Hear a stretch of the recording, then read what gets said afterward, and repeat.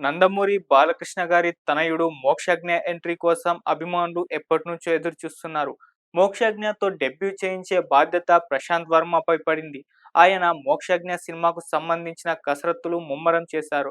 త్వరలోనే ఈ cinema sets పైకి వెళ్ళబోతుంది. ఈ సినిమాలో ప్రతినాయకుడి పాత్ర కోసం చాలా మంది పేర్లు పరిశీలిస్తున్నారు. చివరికి విక్రమ్ తనయుడు ధ్రువ్ పేరు ఖరారయ్యే అవకాశాలు పుష్కలంగా కనిపిస్తున్నాయి. ప్రశాంత్ వర్మ ఇప్పుడు ధ్రువ్‌తో చర్యలు జరుపుతున్నారు.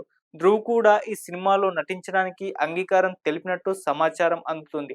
త్వరలోనే విలన్‌గా ధ్రువ్ పేరు ఖాయమైపోతుందని టాక్. కథానాయికగా రవీనా టండన్ కుమార్తె రషా తడాని ఎంపిక కూడా ఖాయమైపోయిందని, ఆమెతో ఫోటోషూట్ కూడా చేశారని, హీరో, విలన్, హీరోయిన్ ఈ ముగ్గురు స్టార్ హీరో ఇంటి నుంచి వస్తున్న వారసులే కావడం విశేషం. ఈ చిత్రంలో మరో కీలకమైన పాత్ర ఉందని, ఆ పాత్ర కోసం కూడా స్టార్ కిడ్‌నే తీసుకోబోతున్నారని సమాచారం అందుతుంది. ఈ చిత్రంలో బాలయ్య గారు కూడా అతిథి పాత్రలో దర్శనమిస్తారు. ఆయన పాత్ర శ్రీకృష్ణుని పోలి ఉంటుందని ఇన్సైడ్ వర్గాలు చెప్తున్నాయి. మోక్షజ్ఞ పాత్రకి పురాణాల్లోని అభిమన్యుడికి లింక్ ఉందట. అలాగైతే ధ్రువ్ పాత్రకు ఎవరిని రిఫరెన్స్ తీసుకోబోతున్నారో మరి చూద్దాం. మీరైతే ఎవరిని రిఫరెన్స్‌గా తీసుకొని చేస్తారో ఆయన పాత్రని మీ కామెంట్ సెక్షన్‌లో కిందైతే తెలియజేయండి. Thank you so much.